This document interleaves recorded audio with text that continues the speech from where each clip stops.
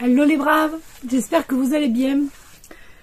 Alors, j'ai pas tenu parole, je suis pas revenue depuis longtemps, tout simplement parce que j'ai eu plein de choses à faire. Donc, en fin d'année pour moi c'est très chaud, comme je vous l'ai déjà dit. Mais je vais vous dire deux, trois choses que j'ai fait. Comme je viens de vous le dire, en fait j'ai énormément, j'ai beaucoup compté. Pendant ce mois et demi, on dira. Pas mal non plus, on va mettre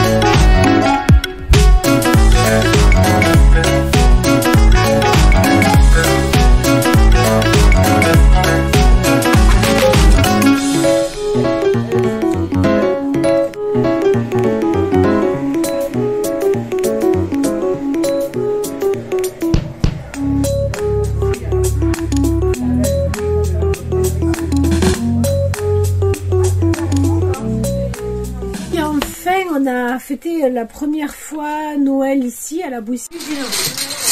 Chaque joueur prend 14 plaques qu'il pose sur sa réglette. Les plaques restantes composent la pioche.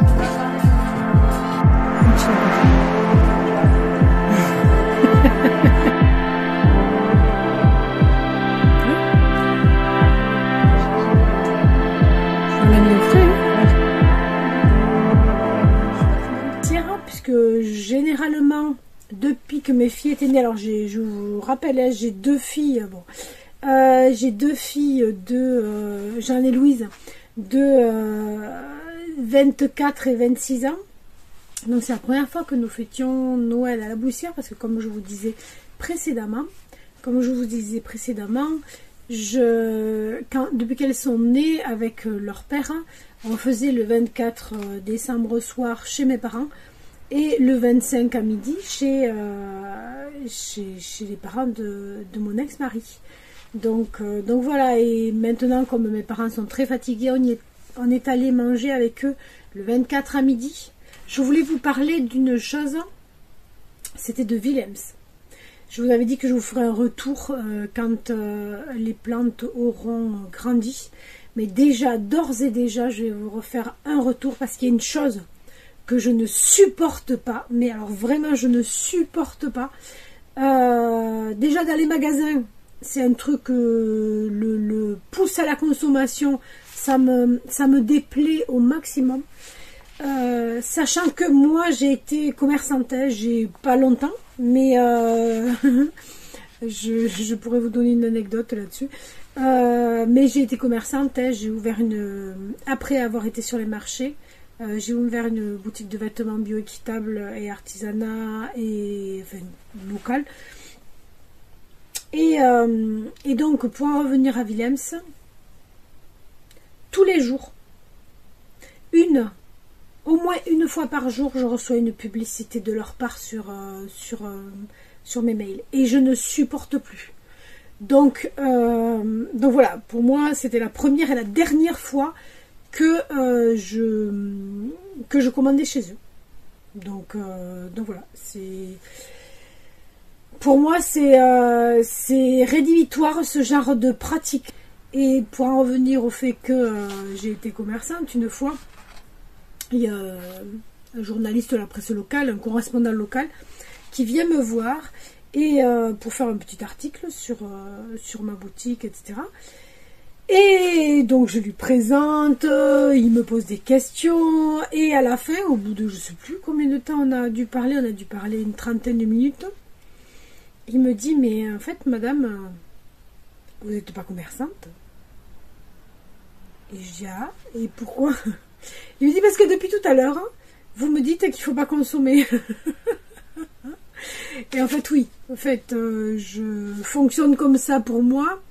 et je ne me vois pas dire aux gens d'acheter. C'est pas possible en fait, c'est pas possible. Donc du moment où moi j'aime quelque chose que j'ai utilisé depuis longtemps, etc., et que j'utilise tout le temps, enfin que j'utilise depuis longtemps, je pourrais dire à quelqu'un que je suis très content de ça, mais je peux aussi dire, et sans le moindre sans arrière-pensée et sans que ça me choque en fait, je pourrais dire que de ne pas acheter ou de ne pas aller vers quelque chose. Voilà, pour dire que je ne suis pas une pousse à l'achat, c'est pour ça que d'ailleurs je ne demanderai jamais à faire des partenariats. La seule chose que je pourrais vouloir, ouais, ce serait des partenariats avec des maisons d'édition comme les éditions du Terrain par exemple. Mais je viens de voir sur la dernière vidéo de Nini que quelqu'un avait acheté les livres du Terrain sur Amazon. Alors là, de suite, je me dis que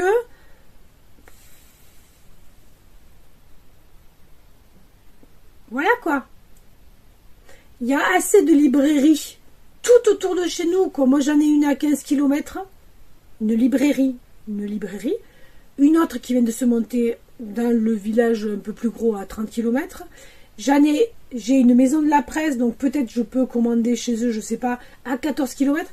Il y a assez de librairies, de maisons de la presse, des trucs comme ça, autour de chez nous, sans aller faire travailler des mastodontes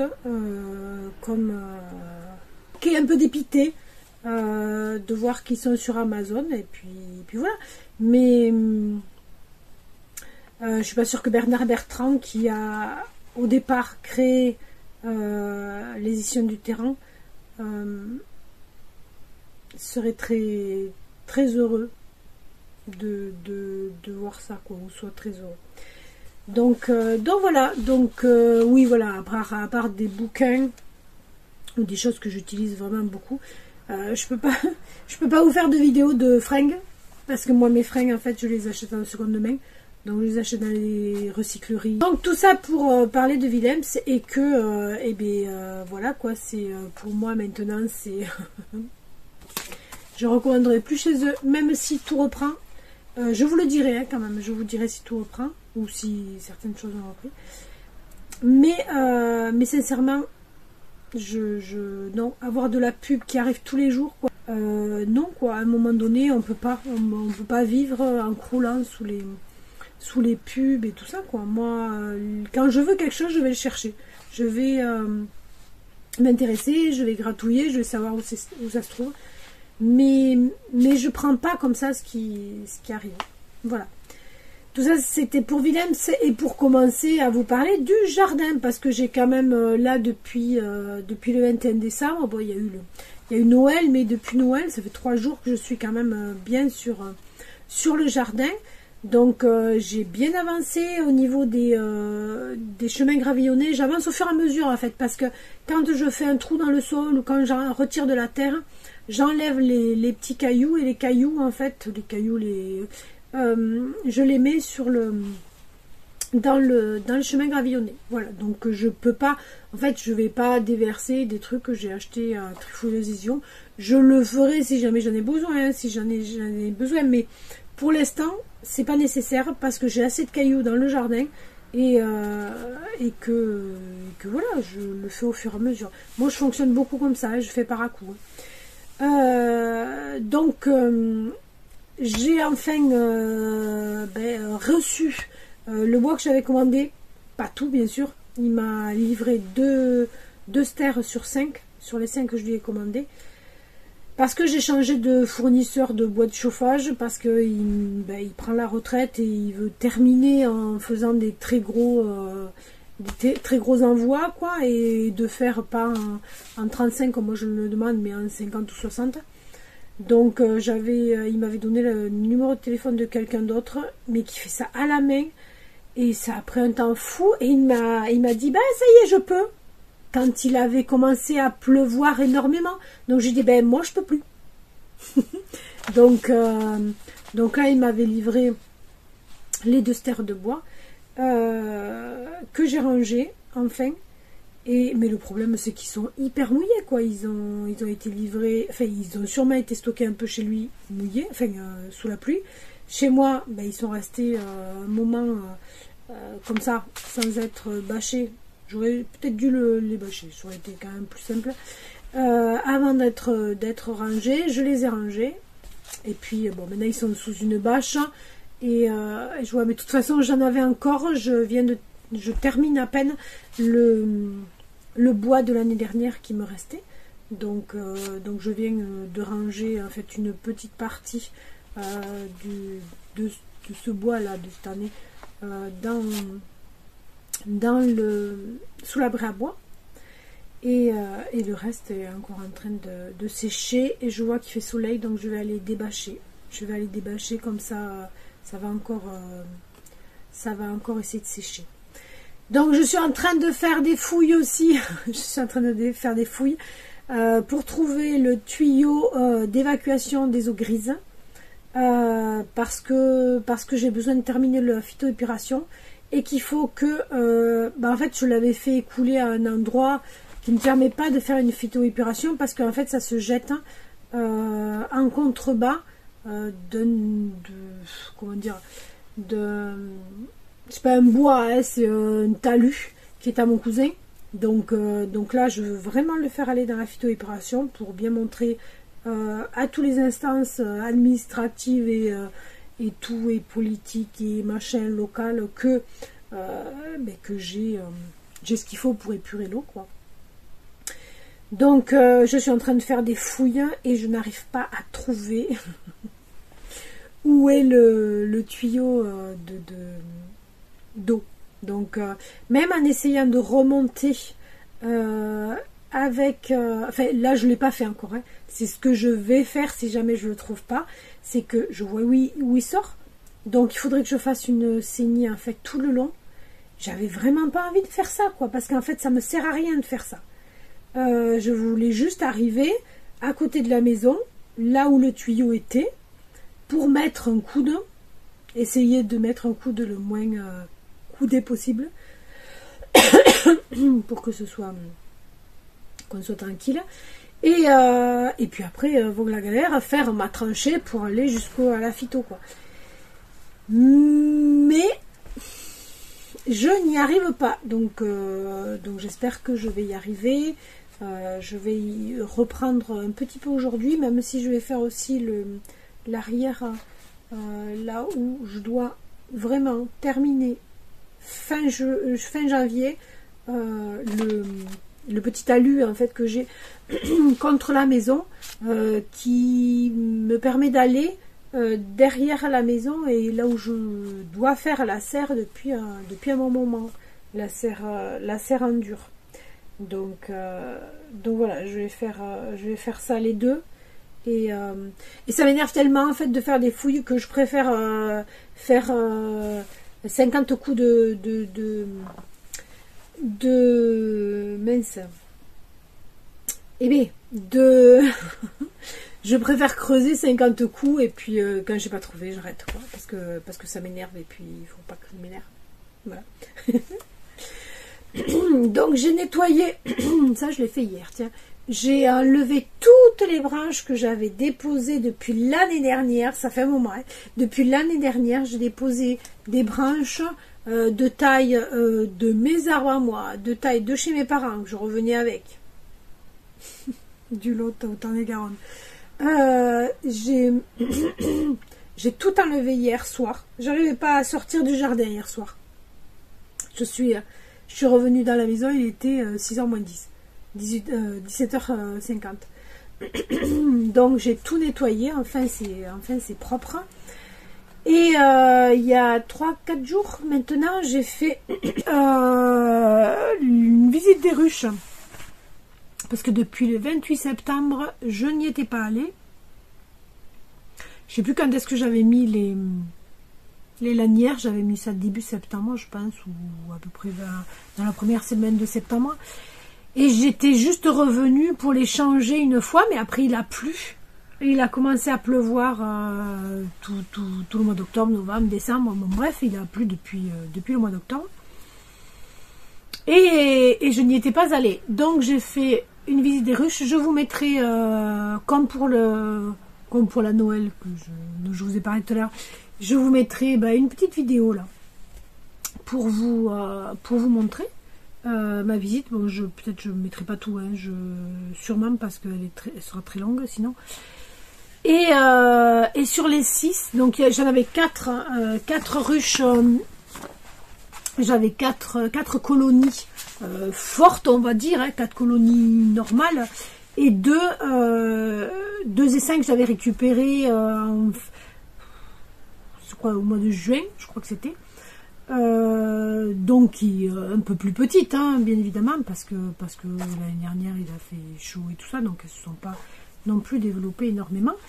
Donc sur les 6, donc sur ces 6 colonies que j'avais, j'en ai une qui est morte.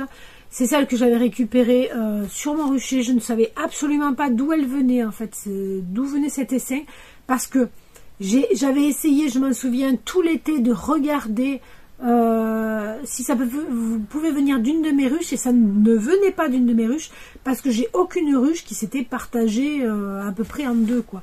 Mes ruches étaient à l'identique. Donc je ne sais pas. Et cet essaim-là, je ne sais pas ce qui s'est passé exactement, parce que je n'ai pas retrouvé les abeilles dans le fond de la ruche, donc c'est pas du varroa, ça c'est évident.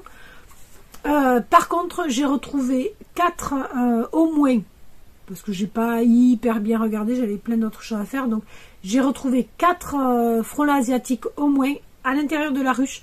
Donc il est possible que ce soit le frelon asiatique et qu'elles aient été emmenées, hein, une par une. Elles n'étaient pas énormes, enfin c'était pas un essai énorme, donc c'est faisable, c'est possible. Ou alors, étant donné qu'en 28 septembre encore, quand j'y suis allée avant qu'il pleuve, il a encore fait beau quelques jours, qu'elle soit repartie, je n'en sais strictement rien. Donc là, à fin décembre, il me reste 5 colonies sur les 6. Donc, et la deuxième que j'avais récupérée sur le doyenné du village de ma commune, là, elle est en pleine forme. Elle est super en forme. Il y a beaucoup d'abeilles. Enfin, il y a beaucoup d'abeilles pour un essaim qui avait été récupéré l'année dernière, enfin, dans moins d'un an. Et donc c'est super. Elles vont relativement bien. Franchement, alors j'en ai nourri parce qu'il a plu tellement qu'en fait elles ont beaucoup consommé de ce qu'il y avait en fait, hein, de ce qu'elles avaient comme réserve. Certaines, je ne les ai pas supplémentées, je ne leur ai pas donné de nourriture de plus, de candy, parce qu'il leur en restait encore, mais je vais faire très attention. Là, je vais aller pour faire le traitement varroa par dégouttement d'ici une semaine à peu près. Ouais, je pense que j'irai début janvier. Normalement, ça se fait en décembre-janvier. Et du coup, enfin j'espère qu'il va faire beau, hein. De toute façon c'est toujours pareil, hein. Je décide entre guillemets que c'est dans une semaine, mais si ça se trouve, s'il fait pas beau dans une semaine, ce sera pas dans une semaine. Et donc à ce moment-là, je regarderai de nouveau si là où j'ai pas mis de candy, il en faut, et s'il en faut, ben, je leur en donnerai. Non, je suis très contente en fait d'avoir fait ça, parce que c'est quelque chose qui me portait peine vraiment quand je voyais la pluie qu'il faisait. Puis après, quand il pleuvait pas, il faisait froid, donc impossible d'ouvrir une ruche, hein. Même si là, vous le verrez, au maximum, j'ai soulevé 3 cadres, quoi, hein, pas plus. Alors d'abord, on commence par regarder l'extérieur pour voir si elles font toutes bien leur vol de propreté. Donc bon, là, il y en a une, là, c'est pas la première, mais celle-là, impeccable. Celle-là, elles y sont aussi. Déjà pour voir s'il y en a de mortes ou pas. Celle-là aussi. Et celle-là aussi. Et ensuite, sur les anciennes... les anciens dessins que j'avais récupérés, en fait, hein, les ruchettes. La première, c'est bon. Et la seconde, par contre, il n'y a vraiment pas beaucoup. Il n'y a vraiment pas du tout. Je dirais même de... Ça bouge pas. Donc, j'ai un peu peur pour celle-là. Donc, j'irai la voir. Donc, deuxième chose avant d'ouvrir. On va se poser. Comme ça, on voit bien celle qu'il faut ouvrir d'urgence et puis les autres. Donc, par l'arrière. Celle-là, elle est très légère. Elle fait 7,5 kg. C'est vraiment pas assez. Même si c'est été un essaim récupéré, donc c'est pas une ruche entière, quoi. On va voir sur les ruches entières combien ça va faire. Je crois pas trop. Pourquoi j'y crois pas trop? Bon, j'avais mis du candy Pauline, du candy protéiné, et j'avais mis du candy normal, et je l'avais mis au mois de septembre, puisqu'il manquait de, bien sûr, il manquait de trucs. Et depuis le mois de septembre, ils auraient dû le manger. Et il y a vraiment personne. Il y en a une là, mais c'est même pas sûr que ce soit de cette colonie, quoi. On va voir, il n'y a pas de vie là-dedans. Il n'y a pas de vie. C'est sec. Et voilà, quoi, il n'a pas passé, il reste encore un tout petit peu de miel là. Mais vraiment très peu, quoi. Là, tout est sec, hein.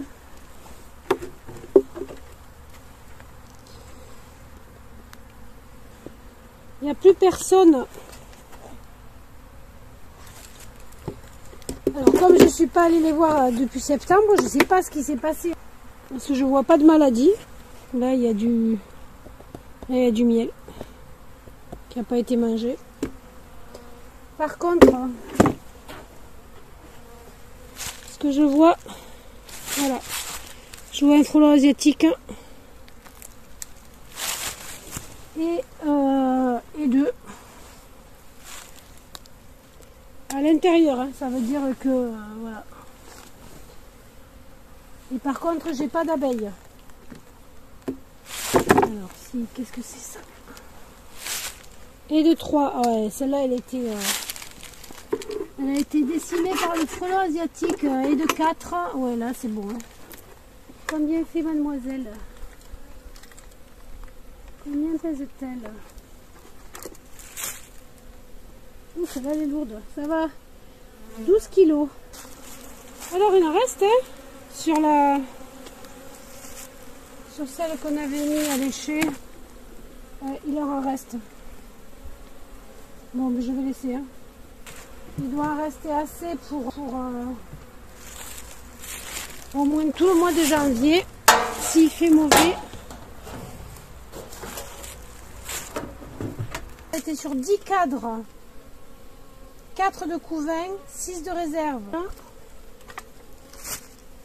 Ah ouais, celle-là, oh, elle est moins lourde que l'autre. Hein. Allez, 11 kilos et un peu plus. Hop, on refait 11 kilos et un peu plus. Bon, du coup, on va voir si elle a encore des réserves, mais logiquement, elle en a. Mais elle a dû quand même les utiliser plus parce qu'elle est moins lourde que l'autre. Il faut absolument que je la protège. Il y a de... Alors, je ne sais pas si c'est l'humidité qui a fait ça, mais le miel operculé, l'opercule est blanche. Donc j'ai un peu peur que ce soit... je vais vous mettre ailleurs parce que c'est pas possible ça. Elles sont sur toute la ruche, celles-là. Et elles ont des réserves. Je vais leur mettre une isolation de plus par le dessus. Parce que cette histoire Voilà.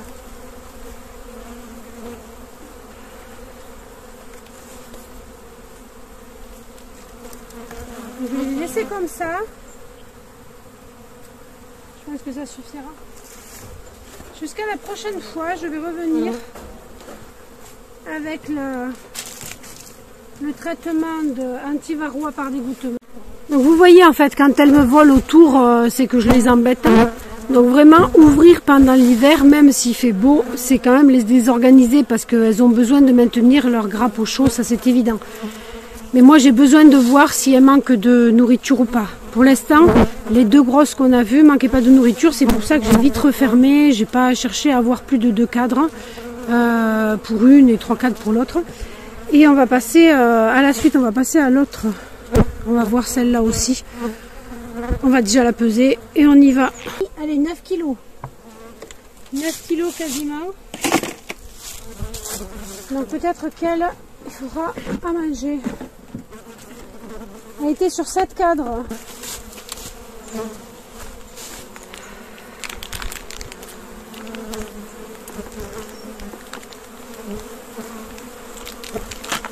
Voilà. On se pousse, on se pousse, on se pousse. Allez, allez.